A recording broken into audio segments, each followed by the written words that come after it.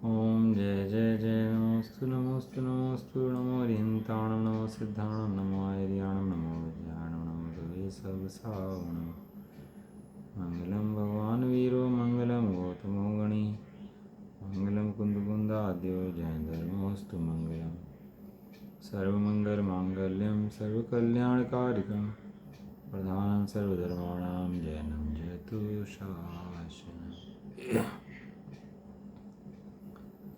नमे समय साराय स्वानुभूत्या चकासते चित्स्वभावाय भावाय सर्वभावान्तर्चिते वन्दित्तु सर्वसिद्धे ध्रुवचर्मणो गतिं पत्ते वोच्छामि समय पावुडमणिमो सुदके विलिये वणिनम्। श्री समय सारजी ग्रंथ और इसमें चल रहा है अपना निर्जराधिकार। निर्जराधिकार में चल रहा है ज्ञान शक्ति वैराग्य शक्ति, कि ज्ञान शक्ति वैराग्य शक्ति ऐसी होती है कि जीव बनता नहीं है। कर्मों का खेल गजब है। कर्मों के उदय के खेल ऐसे ऐसे हैं कि जीव को ऐसा लगता है कि इतना सारी व्यवस्था बन रही है, ऐसा सिस्टम बना हुआ है, इतना पूरा संसार चल रहा है, कोई तो होगा चलाने वाला इसको, इतना इतना सिस्टम बढ़िया बना हुआ है, कोई तो चलाता होगा इसको, ऐसे कैसे हो गया, कोई नहीं चलता है। तो उसे लगता है कर्मों का खेल भैया गजब का है, देखो कैसे कैसे व्यवस्थाएं बना दे, कैसे रूप दिला दे, कैसे रंग दिला दे, किसी को कहीं भटक दे, किसी को कहीं ले आ दे। कर्मों का खेल गजब का है। इससे कहते हैं कर्मों का खेल गजब का नहीं है, ज्ञान का खेल गजब का है। चक्कर क्या है, तूने देखा ही कर्मों का खेल है अब तक, तूने ज्ञान का खेल देखा ही नहीं अब तक। और संसार किसका नाम है? कर्मों के खेल में मस्ती करने का नाम ही कर्मों का खेल का संसार है। और जब ज्ञान को देखता है तो पता है ज्ञान 3 लोक 3 काल को जानता है यहीं बैठ करके, इतनी सामर्थ्य है। ये दुनिया वाले कितनी बढ़िया व्यवस्था बना दें, रोबोट बना दें, परमाणु बना दें, कुछ ही बना दें, लेकिन जब निकलते कहाँ से हैं सभी हैं? ये सब पुद्गल में से निकलते हैं, ज्ञान में से निकलती हैं सब कलाएँ हैं। कितनी बढ़िया चीज़ बनाते हैं, रोबोट रॉकेट जो बनाते चाहे, वो निकलता कहाँ से है? सब कुछ एक महिमा ज्ञान की अनंत है। ज्ञान का खेल गजब का है। इसे वस्तुएं देख कर लगता है ओहो ये चीज़ बन गई, ये चीज़ बन गई, ये चीज़ बन गई, लेकिन बनी कहाँ से हैं वो तो देख। जिस ज्ञान से बनी है वो ज्ञान स्वभावित हुआ है, लेकिन बाहर की महिमा का इतना चस्का चढ़ा हुआ है कि बाहर तो बहुत महिमा आती है, लेकिन अंदर बैठे तो ज्ञान स्वभावी आत्मा है, उसकी महिमा नहीं आती। इसलिए भगवान मंदिर में बैठ कर देखते हैं कि भगवान को देख कर पता लगता है कि ज्ञान की महिमा कितनी है। कुछ कर नहीं रहे तो कितनी महिमावंत है, बिना कुछ करेगी ज्ञान का स्वभाव दिखा रहे हैं। भगवान जब मंदिर में बैठे ना, दिखा क्या रहे हैं? वे ज्ञान का स्वभाव दिखा रहे हैं वास्तव में, कि ज्ञान कितना महिमा। तुझे बाहर की महिमा आती है तो बाहर की महिमा को छोड़ करके अंतरंग की महिमा देखना भगवान के पास जाता है वहाँ पर, कि भगवान सही में आपने सब छोड़ दिया, कपड़े लत्ते घर मकान महल पत्नी बच्चे सब छोड़ दिया भगवान ने हैं। जैसे चमत्कार थे बाहर के, रिद्धियाँ सिद्धियाँ सब छोड़ दी भगवान ने। जिसकी महिमा आती थी सब छोड़ दी। किसके आधार से? एक ज्ञान के आधार से। और ज्ञान की शक्ति दिखाई वहाँ पर। ज्ञान कितना शक्तिशाली है? ज्ञान अनंत महाशक्तिवान पदार्थ है इस लोक के अंदर, इससे शक्तिवान पदार्थ कोई नहीं है। तो केवल ज्ञान के अंदर तो जो भूतकाल की अनंत काल पर्याय निकल चुकी, भविष्य काल में अनंतो पर्याय आएंगी, और अनंत अनंत द्रव्य इस लोक के अंदर, और आलोक आकाश एक जगह बैठ के बिना जाए सबको जान ले यहीं बैठ करके। इतनी अचिंत्य शक्ति है, अचिंत्य शक्ति स्वयं देव है। चिंता में नहीं आ सकता, मन चाहे विचार कर लूँ तो मन में विचार नहीं आ सकता। लेकिन क्या शक्ति है ज्ञान की? अचिंत्य शक्ति है, पूर्ण शक्ति है उस ज्ञान की। ये तो प्रकृति का खेल देखो आप, तो गजब गजब चीज़ें हैं। पानी के बिना जीवन न चले, अग्नि के बिना जीवन न चले, एक एक चीज़ के बिना, लेकिन ज्ञान के बिना क्या? जल ही जीवन है, वृक्ष ही जीवन है। अब जीवन के नाम गिन लेंगे बहुत सारे। और ज्ञान कहीं देखा आपने? ज्ञान ही जीवन है लिखा हो कहीं, कोटेशन कहीं बनाई हो किसी ने, ज्ञान ही जीवन है? कहीं पढ़ी है? कहीं देखी है? हमने देखी, समय सारजी में देखी। ये बात केवल बताने वाले भगवान और कुंदचार्य देव हैं कि ज्ञान ही जीवन है। जल जीवन तो कहने की अवस्था है, वहाँ तो बदल जाएगा। अभी जल जो दे दो, वो खाना मत दो, अग्नि मत दो, तो चल जाएगा हैं? कि वृक्ष ही जीवन है, चलो वृक्ष दे देते हैं तेरे को खाली, बस बता अब हवा हटा देते हैं, चल जाएगा। लेकिन ज्ञान ही जीवन है, इसमें कहने में अनादि काल की सत्ता और अनंत काल की सत्ता सारी आएगी नहीं आएगी, ज्ञान ही जीवन है।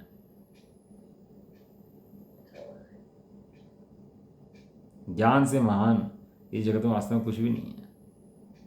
ये सारा शरीर बन जाता है ना, ऐसा अपना आप ही बढ़ता रहता है, घटता रहता है, अपना आप ही सारा खाना खाया, ऑटोमेटिक सारी व्यवस्थाएं बन जाती हैं शरीर की, हड्डियों की पूरी हैं। और एक इंद्रिय जीव कैसे चला जाता है, एक इंद्रिय के अंदर वहीं मरता जीता रहता है। और कहाँ नरक में चले जाता है तो नरक में मरता रहता है, वहाँ से निकल जाता है तो कहीं और चला जाता है, देवगति में चला जाता है। और सारी शरीर की व्यवस्थाएं वैसे ही, और वैसी बातें करते हैं, वैसे काम हो जाते हैं, सारी व्यवस्थाएं अनुकूल बनी रहती हैं। तो पुत्र को भी कैसा परिणाम चलता है, अनुकूल चलता रहता है, और प्रतिकूल भी चलता है, प्रतिकूल को मानता नहीं है लेकिन अनुकूल चलता है, तो उसको बड़ा लगता है देखो भैया कितना बढ़िया चल रहा है, कितनी बढ़िया व्यवस्था है। जड़ चेतन की सब परिणति प्रभु अपने अपने में होती है, अनुकूल कहें प्रतिकूल कहें यह झूठी मन की वृत्ति है। ये मेरा अनुकूल हो गया, ये प्रतिकूल हो गया, ये अच्छे हो गए, ये बुरे हो गए। ये सब कर्मों को देगी जनित व्यवस्था है। पत्नी पत्नी नहीं है, कर्मों की पत्नी है। ये बच्चे बच्चे नहीं है, कर्मों के बच्चे हैं, कर्मों को देके। ये शरीर शरीर नहीं है, कर्मों को देगा शरीर है। सारी व्यवस्थाएं कर्मों को दे की बनी हुई हैं। वो कर्मों को दे आता है सारे दिन रात के, ये धीरे धीरे अनादिकाल से ये कर्मों को दे चलता रहता है और उसको नाटक नचाता रहता है। जैसे मदारी डूडी बजाता था ना, और बंदर नाचता है उसके ऊपर, डूडू के ऊपर, वो डूडू बजाए और ये बंदर नाचे, तो बोल मदारी, और वो बंदर ही बोलता है, जैसे वो बोलता है तो उसको भी वैसे डांस करा देता है उसको, हैं। ऐसे ही कर्मों की डूडी पे, कर्मों की डूडी बजती है, और कर्मों की डूडी पे नाचता है। साता कर्म को दे आ जाए तो साता में नाचता है, असाता को दे आ जाए तो असाता में नाचता है। अभी थोड़ा यश हो जाए ना आदमी का, थोड़ा नाम वाम हो जाए, पैसे वैसे हो जाए आदमी के, तो लगता है देखो जी मैं कितना होशियार हूँ। थोड़ा आविष्कार कर दे, कोई नया इन्वेंशन कर दे, कुछ बना दे नई चीज़, तो कैसा लगता है, देखो जी मैंने बनाई है, तो नाम वाम हो जाए अच्छा इसका। सब कर्मों को देखा है, इज्जत बेइज्जती, ये यश अपयश, आधे अनाधे, अच्छा गाता हूँ अच्छा नहीं गाता, ये सब कर्मों को देके पकड़ते गा रहे हैं। सुंदर शरीर, सुंदर रूप, सुंदर आंखें, सुंदर कान, देखने की दृष्टि, ये बोल रहे सब, ये पढ़ रहे, ये सब कर्मों को देखा है। तेरा नहीं है, तेरा तो ज्ञान मात्र है। कर्मों की शक्ति इतनी है तो ज्ञान की शक्ति कितनी होगी, ये सोचा विचार करो। तो ज्ञान शक्ति और वैराग्य शक्ति, दो शक्तियाँ यहाँ पर बता रहे हैं इसके अंदर, और इसके अंदर बता रहे हैं कि आगे कल वैराग्य शक्ति होगी थी कि भोगता हुआ भी नहीं भोगता है। ज्ञान शक्ति के द्वारा ज्ञान रूप रहता है, उसका जितने विषय आते हैं भोगने में, उनको भोगता हुआ भी नहीं भोगता, अलिप्त रहता है, निर्लिप्त रहता है। अब इसी बात को प्रकट दृष्टांत से बतलाते हैं। अब दृष्टांत दे रहे इसके अंदर आचार्य देवगाथा के अंदर, देवगाथा नंबर 197, पेज नंबर 493।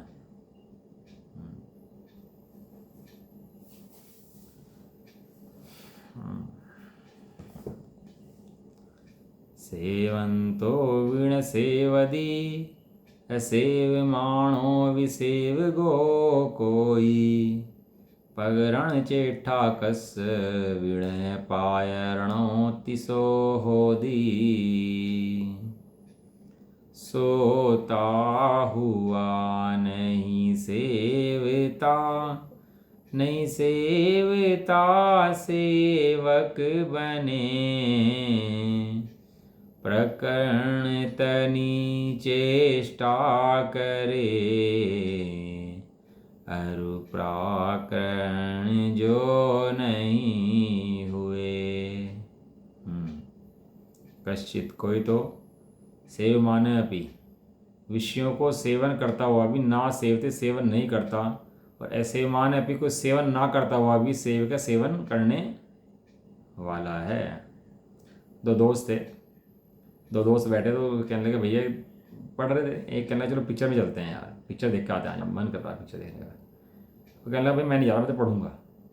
वो दोस्त चला गया पिक्चर में देखने के लिए, और ये पढ़ रहा। वो जो पिक्चर में गया उसको बड़ा खेद हो रहा, कहने लगा यार बताओ मैं पिक्चर देखना आ गया, कहाँ वो पढ़ रहा होगा, और मैं तो पढ़ाई करता बैठ करके वहाँ पर, यार बेकार टाइम खराब हो रहा अपना 2-3 घंटे का। और वो जो पढ़ रहा था वो सोच रहा, कहने लगा यार कहाँ चक्कर में पढ़ के पढ़ाई वढ़ाई के, मस्ती तो वो कर रहा है, वहाँ टीवी पिक्चर देख रहा है, कितना मजे ले रहा होगा। मतलब कौन सेवन किसका कर रहा है। वो वहाँ बैठा हुआ ही पढ़ाई की याद कर रहा है, पढ़ाई का चिंतन कर रहा है, और ये यहाँ बैठा हुआ ही उस फिल्म का चिंतन कर रहा है। तुम कहाँ हो इसका मतलब नहीं है, लेकिन उपयोग तुम कहाँ है उससे मतलब है। कोई सेवन करता हुआ भी सेवन नहीं कर रहा अभिप्राय में, कोई सेवन ना करता हुआ भी सेवन करने वाला है। जैसे किसी पुरुष के प्रकरण चेष्टा, प्रकरण माने कार्य की चेष्टा, कोई कार्य संबंधी वृत्ति है, न च सह प्राकरण इति भवति, तथापि प्राकरणिक नहीं होता, कार्य करने वाला नहीं होता। कार्य करता था, कार्य करने वाला वो नहीं होता। ये क्या कहते हैं, टीका। वो कल दृष्टांत आया था ना कि वो फांसी पे लटकाने के लिए जा रहे हो उसको, और ले जा रहे फांसी पे लटकाने के लिए खींच खींच कर, तो अभी उसको मन नहीं है फांसी पे जाने का, जबरदस्ती खींच के ले जाते हैं उसको।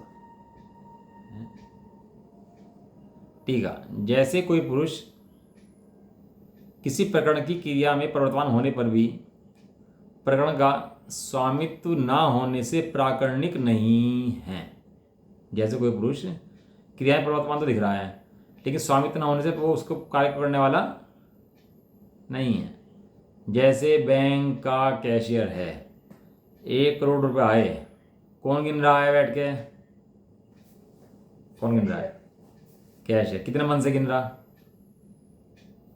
कितना मन लग रहा उसका है, समझ के गिन रहा है। अभी 2 बजे का टाइम खाने का हो जाएगा, 2 बज के 5 मिनट को पैसे लेकर आए 1 करोड़ रुपए, तो क्या कर देगा, विंडो को बंद कर देगा, कहना भाई साहब कल आना।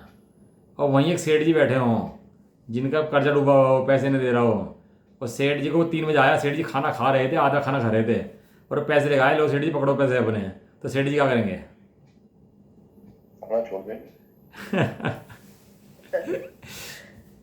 प्राकरणिक कौन है, बात ये नहीं है। भले सेठ जी खुद नहीं गिन रहे, सेठ जी का मुनीम पैसे गिन रहा है, लेकिन चिंता सेठ जी को बहुत है। अब व्यापार में नुकसान हो गया बहुत ज़्यादा है। अब मुनीम ने कहा सेठ जी नुकसान हो रहा है, व्यापार में बहुत ज़्यादा है और भयंकर नुकसान चल रहा है, सेठ जी देखो मुझे बहुत टेंशन हो रही है इसकी नुकसान की, ये कैसे भरपाई करोगे आप इसकी, मुझे समझ में नहीं आ रहा है, कुछ उपाय ढूंढो। सेठ जी कहना देखते हैं। अब वो मुनीम टेंशन करता हुआ कितने टेंशन ले रहा, और सेठ जी चुप बैठे हुए कितने टेंशन ले रहे, बताओ जी। ले रहे टेंशन तो, अब मुनीम को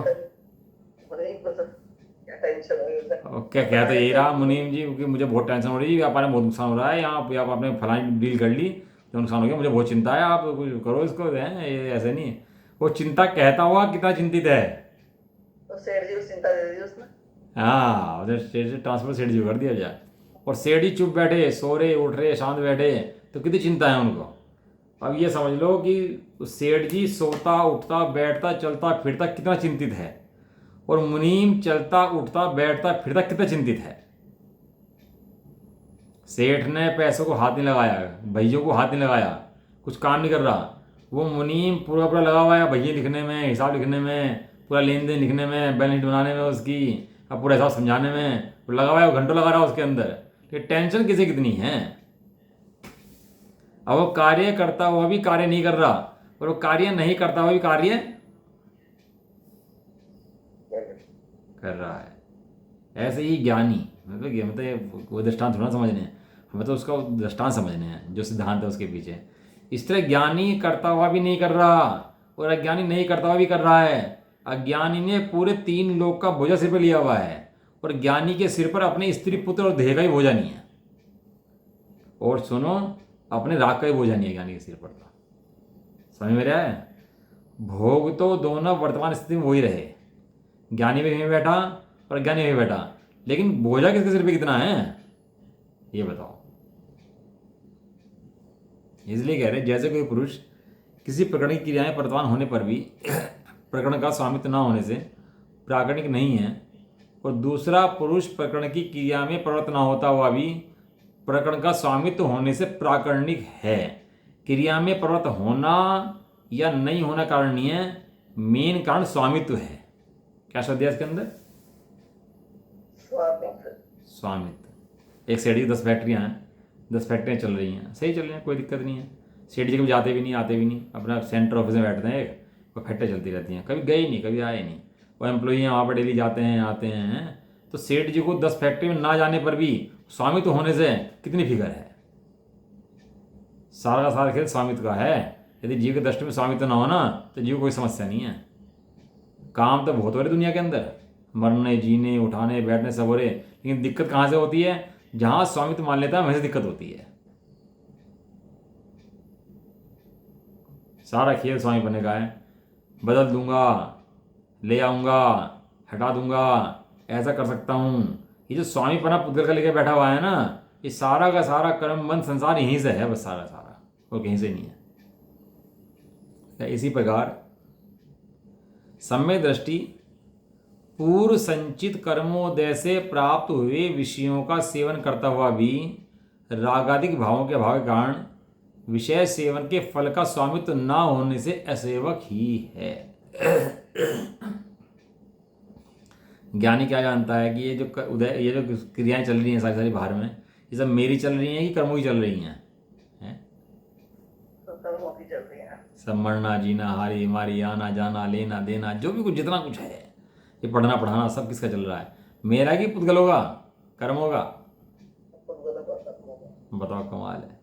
लेकिन ये बात उसके लिए है जो सुन रहा है, समझ रहा है, ज्ञानी है। अज्ञानी को तो ये कहेंगे तेरी क्रिया है। थोड़ा सा बातें फर्क है। थोड़ा सा फर्क ये है कि जो अज्ञानी जानता नहीं ना, उसके ऊपर ये घटना घटाओगे तो वो पर्याय में बैठा भगवान बन जाएगा। लेकिन पर्याय से समझता ही नहीं है तो उसको अज्ञानी कहते हैं, इसलिए तो अज्ञानी है, वो अपने ज्ञान से समझता नहीं है। वो जो ज्ञानी बन जाता है तो वो कैसे कहते हैं? वो विषयों का असेवक है, स्वामी तो नहीं है उसका विषयों का। इस पुद्गल का स्वामी पना वो नहीं मानता, सेवन करने वाला नहीं है। और मिथ्या दृष्टि विषयों का सेवन ना करता हुआ भी रागादि के सद्भाव के कारण विषय सेवन के फल का स्वामित्व होने से सेवन करने वाला है। कितना गजब का मूल मंत्र दिया आचार्य देव ने। है तो लोक में तो हमारे प्रचलित है, लेकिन मोक्ष मार्ग में मूड बन जाते हैं। ये जो मोह है ना, ये मोह नाम जो है, ये भारत में बहुत समझदार है। तो मोह का है बात का, सब लेन देन खाना पीना सब समझते हैं। तो वहाँ तो हम मोह नहीं है, वहाँ मोहनी कर्म नहीं है ये। तो वहाँ तो पूरी व्यवस्था पूरी समझ में आ रही है, निश्चय की, व्यवहार की। केला लेके आना है, छिलका फेंक देना है, केला खा लेना है, केला खाने के बाद छिलका कूड़ा है, कोई कीमत उसकी नहीं है। केले का छिलका ढकने के लिए है, केला नहीं है, केला केला है, छिलका छिलका है। केले के छटकारक केले के अंदर है, छिलके के छटकारक छिलके के अंदर हैं। वहाँ पूरी व्यवस्था समझते हैं। वहाँ मोहनीय कर्म नहीं घटता, यहाँ बाहर में तो मोहनीय कर्म कहाँ घटता है कि ये तत्वों के संबंध में मूड है, उसका संबंध मोहनीय कर्म से है। क्या कहा? तत्वों के संबंध में मूड है, इसलिए कहा सात तत्व समझे बिना मोक्ष नहीं हो सकता। सात तत्व माने जीव अजीव समझे बिना, जीव अजीव की भिन्नता देखे बिना। जैसा बाहर में केला छिलका भिन्न दिखता है, ऐसे ही राग और आत्मा भिन्न दिखे तब मोह का भाव होता है।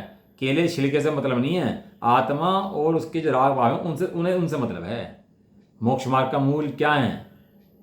एक होता है सच्चा ज्ञान, एक होता है सम्यक ज्ञान। क्या होता है?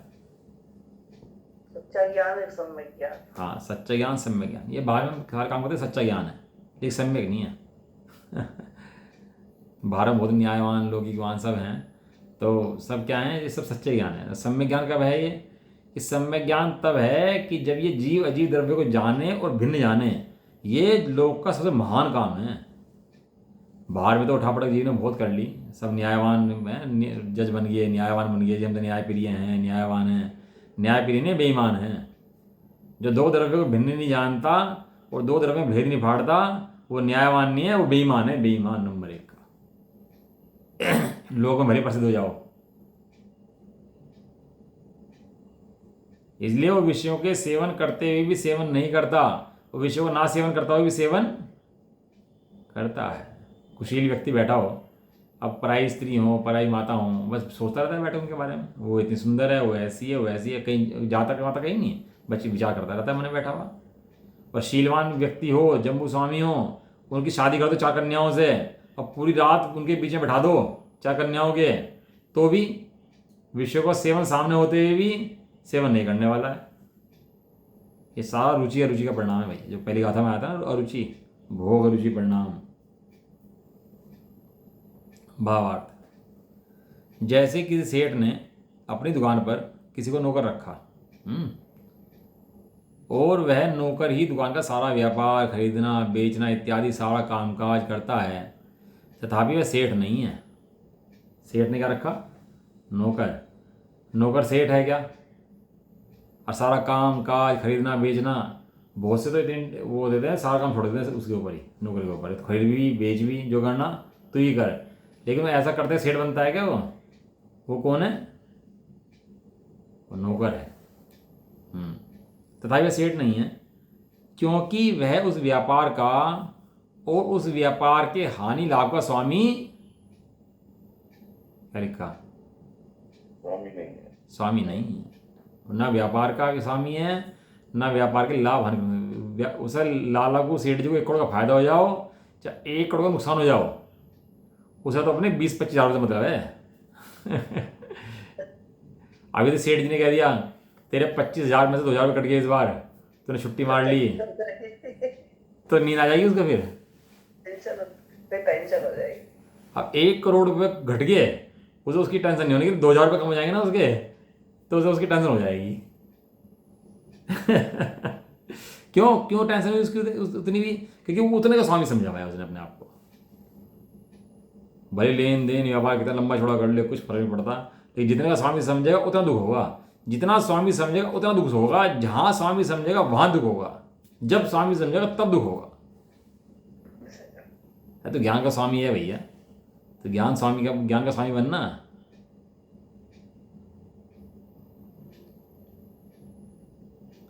वह उसका नौकर, वह स्वामी नहीं है, वह तो मात्र नौकर है। सेठ के द्वारा कराए गए सब कामकाज को करता है। ये बहुत अच्छा दृष्टांत है। इस दृष्टांत को टोटल मंजी में लिया कि गुमास्ता के लिया इन्होंने। नौकर कहते हैं गुमास्ता नौकरी करे तो स्वामी नहीं होता। इसका बहुत जगह प्रैक्टिकल हमारा प्रयोग इस चीज़ के अंदर आया। एक तो स्वांग का आया कि कोई नाटक करे स्टेज पर, तो नाटक करने से वो उसके भले सारे काम कर रहा हो, नाटक के पूरे रूप कर रखा हो उसने, वही डायलॉग बोल रहा हो, वैसी क्रियाएं करता हो, बहुत प्रैक्टिस कर रहा हो और दिन रात प्रैक्टिस कर रहा हो उसकी, और स्टेज पर आकर वही डायलॉग बोले और तालियां बज जाएं, तो भी वो अपने को स्वांग रूप नहीं जानता। वो क्या स्वांग से भिन्न जानता है। ऐसे ही दूसरा दृष्टांत लिया सेठ का, नौकर का, कि सेठ के यहाँ नौकरी करता हुआ से नौकर सारा लेन देन व्यापार धंधा करता हुआ भी वो सेठ नहीं है। उसका लेन देन का व्यापार करता धंधा कौन है? वो सेठ है। सेठ के द्वारा कराए गए सब कामकाज को करता है, देखता है। और जो सेठ है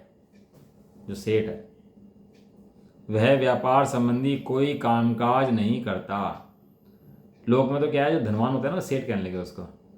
सेठ में होता है श्रेष्ठ। श्रेष्ठ को प्राकृत भाषा में सेठ कहते हैं।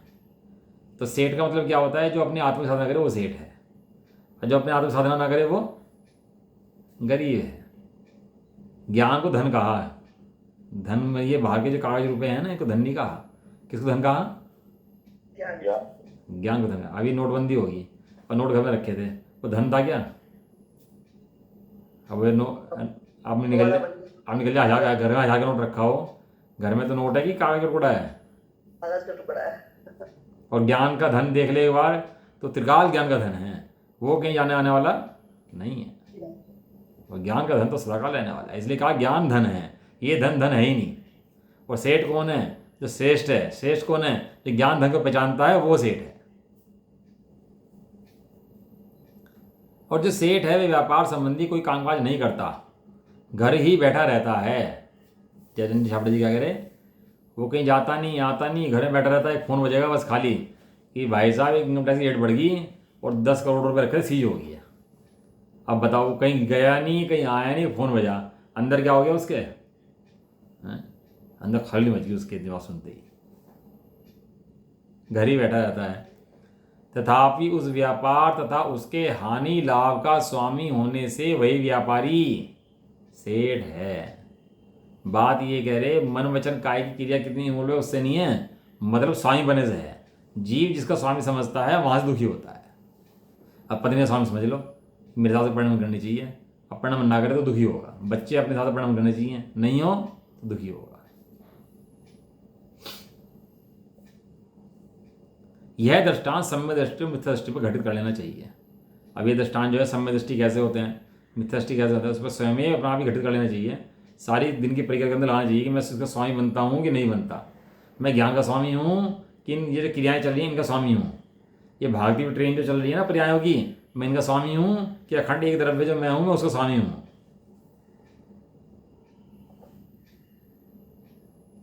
जैसे नौकर व्यापार करने वाला नहीं है, इसी प्रकार सम्यक दृष्टि विषय कषाय को सेवन करने वाला भी नहीं है। नौकर की तरह करता है।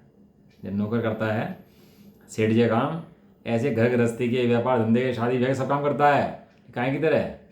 नौकर की तरह। और सेठ, जैसे सेठ व्यापार करने वाला है, उसी प्रकार मिथ्या दृष्टि विषय सेवन करने वाला है। हाँ, ये दृष्टांत दिया है इन्होंने इसके अंदर कि भले वो कुछ नहीं जा रहा, कहीं नहीं आ रहा है,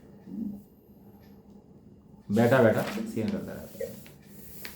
अब पेज नंबर इसका आ गया जैसे छाड़ो जी टीका, वो जैसे चार की टीका, पेज नंबर 495 है ना। इसके अंदर कलश ही बोबड़े आने वाला है। इसके अंदर बोबड़े कलश है, उत्थानी का। अब उस ही वैराग्य शक्ति के स्वरूप का वर्णन करते हैं। उस ही वैराग्य शक्ति के स्वरूप का वर्णन करते हैं कि वैराग्य शक्ति कैसे होती है। उदाहरण से उसको वैराग्य शक्ति को समझाते हैं। आपने प्रॉपर्टी बेच दी, आपके पैसे आ गए, अब कोई उसके प्रति राग वैराग्य करना पड़ा कि हो गया? हो गया। जहाँ ज्ञान होता है वहाँ वैराग्य स्वयं हो जाता है। अब पत्नी से तलाक हो गया, सब बोल करो। अब उसके रिश्तेदार थे, सब मौसेरे थे, फुफेरा थे, जितने भी थे, उन सबसे तलाक हो गया नहीं हो गया? हो गया। बताओ कैसे कहानी की बात। एक को छोड़ा तो सबको छोड़ा, अपने को जाना तो सब छोड़ा, अपने को जाना तो सहज वैरागी हो गया। भरत जी घर में ही वैरागी, सहज वैरागी, चक्रवर्ती के बीच में वैरागी, युद्ध करते हुए वैरागी।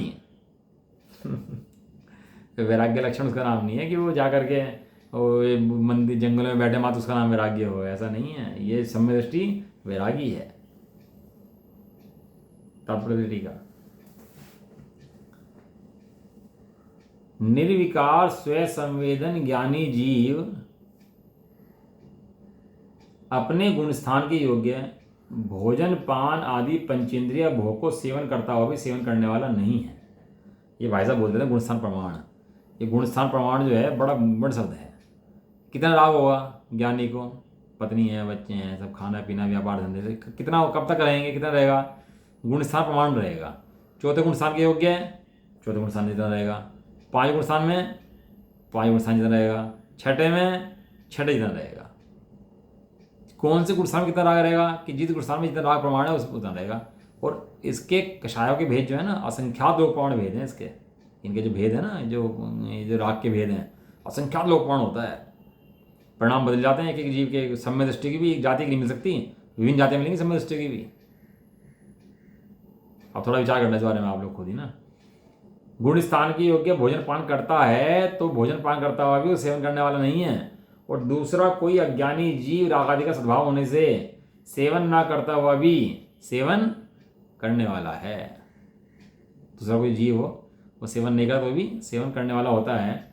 इसी बात को दृष्टांत से कहते हैं। अब दृष्टांत से इसके दूसरा दृष्टांत इसके अंदर एक दृष्टांत और दे रहे इसके अंदर। कौन दे रहे? कौन दे रहे?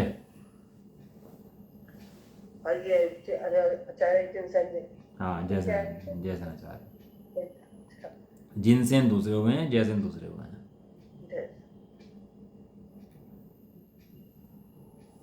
ये क्या कह रहे हैं? जैसे ना जाएगी, जिनसे ना जाएगी, पढ़ो ऊपर जाके एक बार। तो है ना, छावड़ा के तो वो है ना। हाँ, विजय शादी वो है, जैसे ना चालेगी है ना। ये तात्पर्य ठीक है, जैसे ना चालेगी। जिनसे ना चाले दूसरे हो गए। जैसा ना चाले, हाँ, क्या कह रहे देखो, बहुत सुंदर दृष्टांत है। जिस प्रकार कोई भी दूसरे घर से आए हुए मेहमान की विवाह आदि पकड़ में चेष्टा है। आपकी शादी के, हमारी शादी थी घर में, और दूल्हे के दोस्त आए, दूल्हे के दोस्त के पिता भी आए, वो और भी रिश्तेदार आए। अब बताओ भाई, दूल्हे के साथ आए तो कितनी भक्ति, उनकी कितनी मेहमानबाजी है, हैं? दूल्हे का जीजा, मतलब जीजा है कि नहीं है? अब सबका जीजा बन गया, नहीं बन गया? कह रहे विवाह के पकड़ में उसके वो बस लेकर आता है पूरी। दूल्हा के लिए नहीं आता, पूरी बस भर के लेकर आता है, 2 बस भर के लेकर आता है। और कैसी सेवा होती है उनकी? जैसी दूल्हे की सेवा होती है ऐसी उस बस की सेवा होती है पूरी की पूरी, हैं? भाई साहब सामान उतरवाओ, इनका सामान रखवाओ, इन्हें खाना पीना खिलाओ, भैया बैठाओ अच्छे से, कोई नाराज ना हो जाए बिल्कुल भी। पूरी एक एक चीज़ की व्यवस्था बनाओ इनकी। एक भी नाराज हो गया तो पूरी बारात नाराज हो जाएगी भाई साहब। एक एक को भी संतुष्ट कर दो, ऐसे करता कि नहीं करता? कितना ध्यान रखता है बताओ आप। तो कह रहे विवाह आदि प्रकरण में विमान आदि की चेष्टा है, तथापि वह विवाह आदि प्रकरण में स्वामित्व का अभाव होने से पर प्राकरणिक तो नहीं है।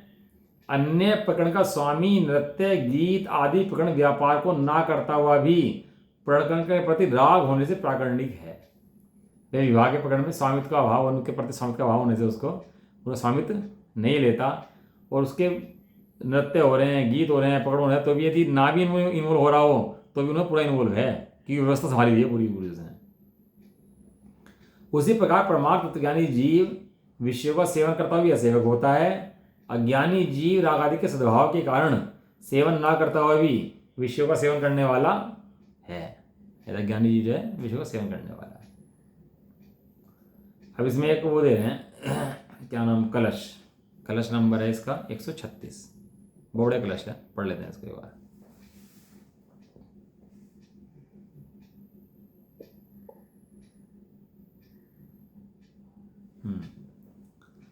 सम्यक दृष्टिर्भवति नियतं ज्ञान वैराग्य शक्ति संवस्तुत्वं कलितुमयं स्वान्यरूपाप्ति मुक्त्या यस्माज् ज्ञात्वा व्यतिकरमिदं तत्त्वतः स्वयं परं च स्वस्मिन्नास्ते विरमति परात् सर्वतो रागयोगात्। इसे पढ़ाई लाइन बड़े काम की है। सम्य दृष्टि जो होता है, सम्य दृष्टि को होता है, उसके ज्ञान और वैराग्य शक्ति नियम से होती है। ये अंडरलाइन भी करना चाहिए उसको आप। सम्य दृष्टिर भवती नियतम ज्ञान वैराग्य शक्ति, जिसके ज्ञान और वैराग्य शक्ति नहीं है वो सम्य दृष्टि नहीं है, और सम्य दृष्टि की सहज ही ज्ञान वैराग्य शक्ति हो जाती है। देखो कलश पढ़ लेते हैं क्या क्या है श्लोक का अर्थ। अब आगे की आगामी गाथाओं का सूचक काव्य कहते हैं कि आगे की गाथाओं में क्या आएगा उसका बताते हैं। सम्य दृष्टि के नियम से ज्ञान के वैराग्य की शक्ति होती है। ऐसा हो नहीं सकता कि सम्य दृष्टि ज्ञान वैराग्य शक्ति ना हो। ये समात, क्योंकि अयम वह सम्य दृष्टि जीव स्व अन्य रूप आपति मुक्तया, स्वरूप का ग्रहण और पर का त्याग करने की विधि के द्वारा स्वयं वस्तुत्व कलियुति, अपने वस्तुत्व का यथार्थ स्वरूप का अभ्यास करने के लिए इदम स्वयं च परम, यह स्व है अर्थात आत्मस्वरूप है और यह पर है व्यतिकरम, इस भेद को तत्वतः परमार्थ से ज्ञातवा जानकर स्वस्मिन आस्ते स्वयं में स्थिर होता है। वो परात राग योगात, पर से राग के योग से सर्वत्र विरमता रुकता है। यह रीति ज्ञान वैराग्य शक्ति के बिना नहीं हो सकती। पढ़ने वाला बच्चा होता है ना, तो खेलता भी है, कूदता भी आता भी है, लेकिन क्या करता है, लक्ष्य उसका पढ़ाई पर रहता है। तो जितना पढ़ाई पर लक्ष्य रहता है, जैसे एग्जाम निकट आते हैं तो क्या होता है, उसका खेलना कूदना बात करना कम हो जाता है, एग्जाम की तैयारी बढ़ जाती है। कि लक्ष्य किसका है, लक्ष्य पास होने का है। और जिसका लक्ष्य पास होने का नहीं होता वो एग्जाम से एक दिन पहले बैठेगा, मॉडल लाएगा, उसमें 2-4 क्वेश्चन पढ़ेगा, नकल करेगा, टीपेगा, वो सारे काम ऐसे करेगा। क्यों करेगा ऐसे काम? क्योंकि उसका लक्ष्य पास होना नहीं है, उसका लक्ष्य किस तरह तो निकले हैं बस किस तरह। और ऐसे बच्चे पढ़ते भी नहीं हैं, और पहले लक्ष्य तय हो जाता है उनका। ऐसे ही सम्य दृष्टि ये है कि अज्ञानी जीव पूजा करता है, पाठ करता है, ये ऐसे ही नकल टीपना, जब नकल टीप के पास होना जाता है, ये ऐसे ही काम है। जिन्हें मुक्ति की दरकार है वे जीव तो ज्ञान के आधार पर भेद ज्ञान करते हैं, और ज्ञान का बलन बढ़ता चला जाता है, और वैराग्य शक्ति के द्वारा विषयों का वजन कम होता चला जाता है। इसे कहते हैं ज्ञान वैराग्य शक्ति। ये सम्य दृष्टि के ज्ञान वैराग्य शक्ति होती है सहज रूप से। कल पढ़ रहे थे उनका दीपिन सेठिया जी का, बड़े लिख रहे थे, कह रहे हम एक बार खाने के लिए बैठे तो कहने चूरमा बन रहा है आज, चूरमा खाने के लिए। तो जब कि चूरमा बन रहा है तो कहने चूरमा बना रहे हो तो रोटी लाओ, खाना लाओ, तो चूरमा में टाइम लग गया। तो चूरमा में टाइम लग गया तो उन्होंने सोचा कि रोटी कितनी सरलता से बन जाती है, चूरमे के अंदर मेहनत करो, बनाओ, घंटों खराब करो अपने। कहने लगे उस दिन बैठे और चूरमा ना खाने का नियम ले लिया उस दिन से कि ज़िंदगी में चूरमा नहीं खाए। जिसके अंदर तो समय खराब हो रहा हो, भूख की पूर्ति करनी है छोटी सी, तो फुल्का बनाओ, घी की सब्जी बनाओ, खा के छुट्टी करो। बाकी समय क्या करो कि बाकी समय आराधना करो, ज्ञान का स्वाध्याय करो। समझो, इतना बढ़िया लिखा है कि हमने उस दिन से चूरमों के बख्श नहीं है, लेकिन समय इतना खराब कर रहा है कि मेरे इंपोर्टेंट समय जिसमें ज्ञान अभ्यास करना था वो समय खराब हो रहा है, तो मुझे पसंद नहीं है वो। ये पढ़ने वाला बच्चा बताया ना आपको कि समय खराब नहीं करता, ऐसे ही ये अपना समय ज्ञानी जी खराब नहीं करते किसी के अंदर फालतू चढ़ेंगे चटे पढ़ते ही नहीं है किसी चीज़ के चक्कर में। अपने ज्ञान का उपयोग ज्ञान के लिए, ज्ञान में ज्ञान द्वारा करते हैं बस मात्र। इसलिए पढ़ना, सुनना, चिंतन करना, ये ज्ञानी के मुख्य लक्षण हैं। क्या कहा भाई? ये ज्ञानी के मुख्य लक्षण है। पढ़ना, सुनना, अभ्यास बढ़ाना, स्वाध्याय करना, चिंतन करना, ये इसके ज्ञानी के मुख्य लक्षण है। क्योंकि उसे राग ज़्यादा पछता नहीं है, अब पछाता नहीं है उसको, तो बहुत मन राग से अपना काम चल जाए और ज्ञान की आराधना हो जाए, इतना पछता है। जैसे समाधि बढ़ जाती है, आगे उम्र बढ़ती है, तैसे तैसे जीव ज्ञान में स्थिरता बढ़ती जाती है उसकी, ज्ञानोपयोग, ज्ञान साधन बढ़ते जाता है उसका। ऐसा चलो जी, है ना, एक कलश हो गया कि सम्यदृष्टि ज्ञान वर्ग शक्ति होती है। अब अगली गाथा है, अगली गाथा आप कह रहे हैं। अब प्रथम यह कहते हैं कि सम्यक दृष्टि सामान्यतः स्व और पर को इस प्रकार जानता है। वो स्व को और पर को जानता है, ये क्या जाता है? हे उपाधि रूप से जानता है। स्व को उपाधि रूप से जानता है और पर को ज्ञान तो दोनों का है। ज्ञान तो जहर का भी है और अमृत का भी है। ज्ञान में दोनों चीज़ें हैं, लेकिन जहर का ज्ञान जहर को छोड़ने के लिए है और अमृत का ज्ञान अमृत को ग्रहण करने के लिए है। हाँ, ये हे उपाधि इसलिए तो घटते हैं, क्या ग्रहण करना है। जानकारी का विषय सब चीज़ें हैं, वो चीज़ें हैं, लेकिन किसे ग्रहण करते हैं, किसे उपाधि करते हैं, वो दृष्टि से निर्भर करता है। देखो गाथा पढ़ लेते हैं इसकी, है ना। गाथा नंबर आ गई 199 आ गई, 198। अच्छा, ऊपर दोनों साथ ही गाथा हैं, मुझे लग रहा है टीका भी एक लाइन की है इसकी। तो कल दो गाथा है ना, इकट्ठी कर लेंगे फिर। हाँ, ये दो गाथा कल इकट्ठी कर लेंगे, छोटी छोटी टीका आएंगी दोनों की, फिर कल 200 गाथा ले लेंगे नंबर की। हाँ, ये छोटी सी गाथा है 198। अब कितनी गाथा रहेगी अभी अभी हम यहाँ? हाँ, तो 210 गाथा, 15 गाथा रहेगी ना, 217 गाथा रहेगी। चलो ये है ना, कल जाकर चर्चा करते हैं इसकी। निज निधि निज में बताई है आनंद,